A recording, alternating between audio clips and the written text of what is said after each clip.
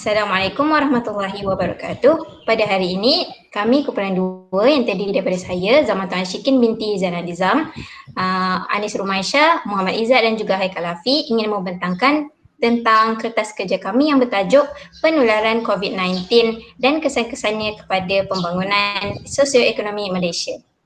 Seterusnya.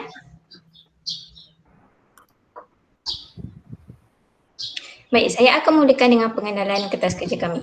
Menurut Kamus Dewan Edisi keempat, sosioekonomi membawa maksud sebagai kegiatan yang melibatkan unsur-unsur atau faktor-faktor kemasyarakatan dan ekonomi. Seperti yang kita ketahui, tahun 2020 merupakan tahun yang mencabar disebabkan kehadiran coronavirus disease atau lebih dikenali dengan COVID-19. Penularan wabak COVID-19 ke seluruh pelosok dunia telah memberikan impak yang besar, bukan sahaja kepada kesihatan penduduk, malah kepada keadaan ekonomi sesuatu negara, termasuklah negara kita Malaysia. Kerajaan Malaysia telah mengambil langkah dengan melaksanakan Perintah Kawalan Pergerakan iaitu PKP yang mana merangkumi larangan pergerakan dan juga larangan berhimpun, termasuklah aktiviti keagamaan, sosial, budaya dan sukan. Selain daripada itu, antara sektor yang juga menerima kesan yang besar berikutan penularan wabak COVID ini ialah sektor ekonomi. Sehubungan dengan itu, kajian ini akan menganalisis tentang kesan-kesan penularan COVID-19 kepada sosioekonomi masyarakat di Malaysia. Hasil kajian ini akan membantu kita untuk mengetahui bentuk-bentuk impak yang kita perolehi daripada aspek sosioekonomi akibat penyebaran wabak COVID-19 dan juga langkah-langkah yang diambil oleh kerajaan bagi membantu masalah ini di negara kita. Seterusnya. Objektif kajian ini dilakukan untuk mengenal pasti impak yang mempengaruhi pembangunan ekonomi Malaysia ketika pandemik COVID-19 dan semasa, dan objektif yang kedua ialah menganalisis ketersediaan masyarakat Malaysia dalam menghadapi perubahan norma baharu yang dipengaruhi oleh penularan COVID-19 yang melanda. Seterusnya, soalan kajian. Yang pertama, adakah pembangunan ekonomi Malaysia dipengaruhi oleh impak pandemik COVID-19 dan semasa? Dan soalan kajian yang kedua, adakah masyarakat Malaysia bersedia untuk menghadapi perubahan norma baharu yang dipengaruhi oleh penularan COVID-19 yang melanda di Malaysia?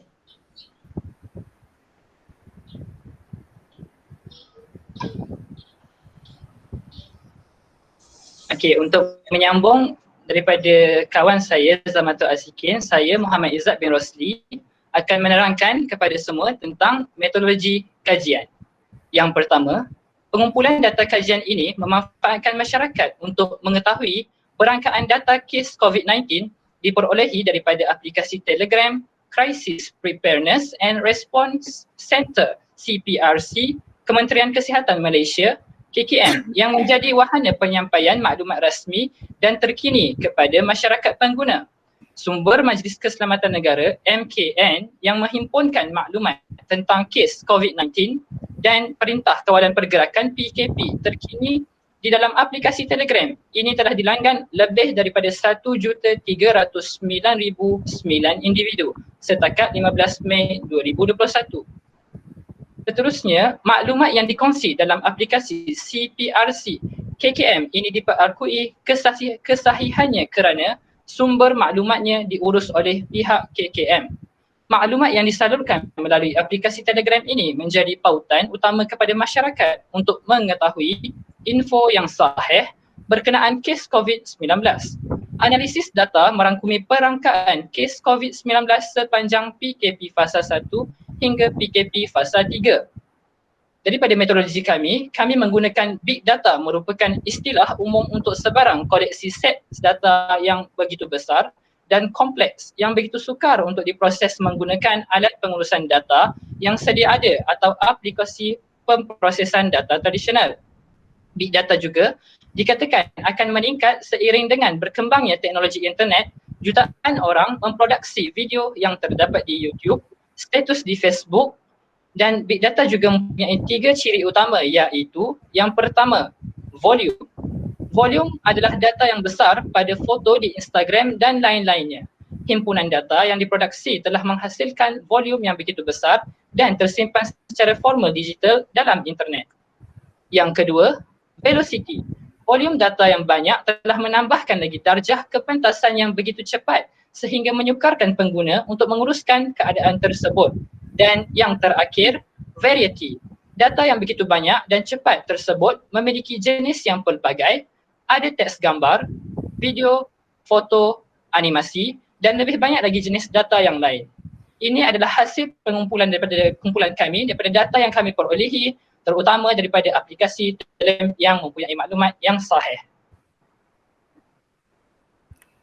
Baiklah, kajian literatur berdasarkan pemerhatian dan pengumpulan maklumat oleh Talha 2020, beliau mendapati bahawa antara golongan rakyat yang terkesan dengan penguasaan Perintah Kawalan Pergerakan ini adalah mereka yang bergelar majikan, pekerja kerajaan dan swasta, peniaga, petani dan nelayan. Golongan-golongan tersebut terkesan kerana PKP mengakibatkan mereka hilang pekerjaan dan sumber pendapatan, permintaan dan jualan berkurang daripada pemborong dan peniaga, gangguan semasa bekerja ataupun premis terpaksa ditutup dan pemotong. Menurut sidang media, Ketua Perangkawan Datuk Seri Dr. Muhammad Uzir Muhyiddin menjangkakan julat maksimum kadar pengangguran bagi tahun ini adalah dalam lingkungan 3.5% hingga 5.5%. Muhammad 2020. Oleh itu, dapat difahamilah bahawa pelaksanaan PKP ini dan membentung penularan COVID-19 turut memberi kesan ataupun impak yang sangat besar kepada masyarakat dari segi sudut ekonomi. Okey, seterusnya. Menerusi akhbar berita harian online juga 2020, sebanyak 67% menyatakan responden dari negeri ini menyatakan sangat terkesan akibat pasaran PKP. Kekurangan ataupun penurunan kepada pendapatan isi rumah ini jelas lagilah berpunca daripada peningkatan pengangguran, pemberhentian pekerja oleh syarikat. Jadi hampir 100,000 rakyat Malaysia dijangkakan akan kehilangan pekerjaan jika pandemik COVID-19 ini berlaku dalam jangka masa yang sangat panjang. Menurut kajian Jabatan Perangkaan Malaysia DOSM juga mendapati bahawa 53% responden kajian menyatakan sangat terkesan dari segi kewangan sepanjang tempoh PKP dan juga 6% sahaja yang menyatakan kurang terkesan. Manakala pembelajaran isi rumah secara keseluruhan juga telah berkurang kepada 55% dan perbelanjaan penggunaan berkurang sebanyak 48%. Sabah juga adalah salah sebuah negeri merupakan antara negeri yang sangat terkesan dalam tempoh PKP menurut kajian DOSM. Seterusnya.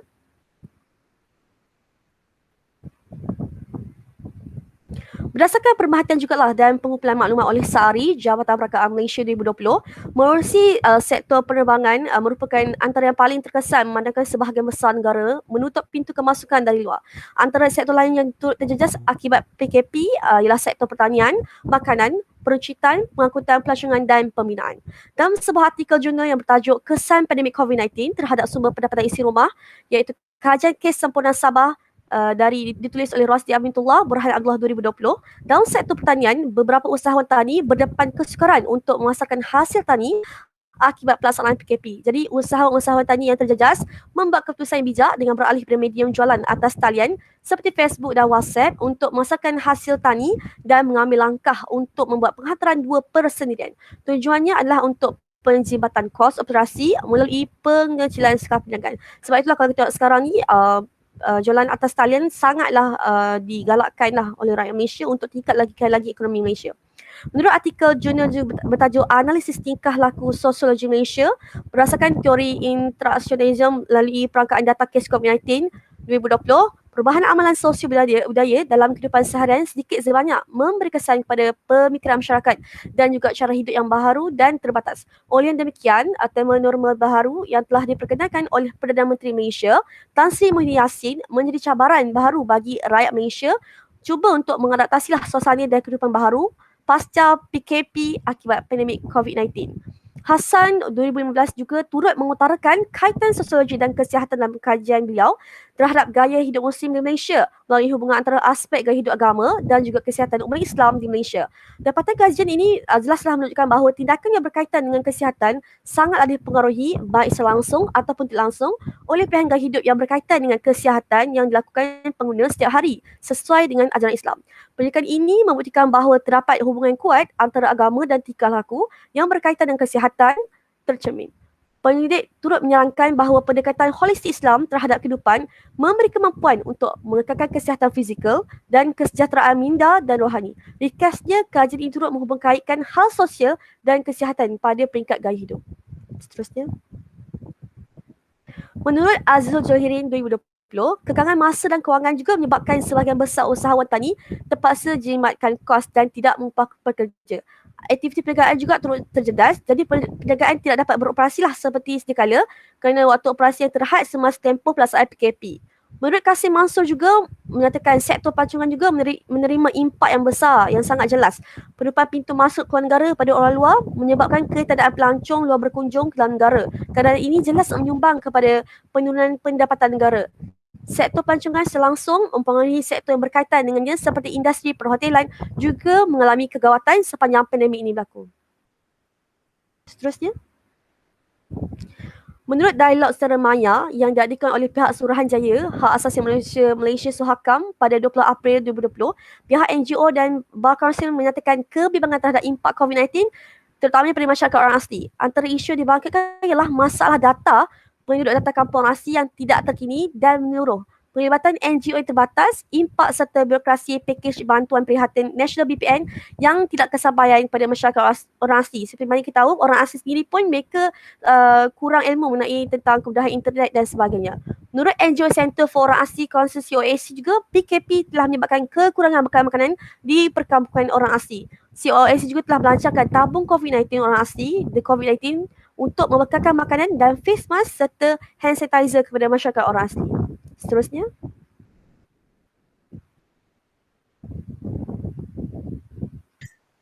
Baik, daripada dapatan kajian, menurut artikel Malaysia kini sebanyak 66% perniagaan mengalami penurunan permintaan yang drastik sehingga menyukarkan usaha mempertahankan sedia ada semasa Perintah Kawalan Pergerakan dijalankan pada tahun 2020.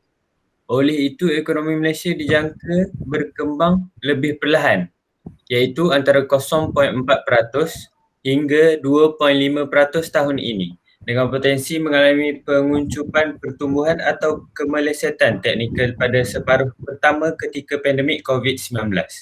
Kata penganalisis Tabung Kewangan Antarabangsa IMF mengunjurkan pandemik COVID-19 akan mencetus kemelesetan ekonomi global pada 2020 dengan kesan buruknya sama seperti krisis kewangan pada tahun 2008 atau lebih buruk lagi. Seterusnya, rumusan wabak COVID-19 bukan sahaja memberi kesan kepada ekonomi kepada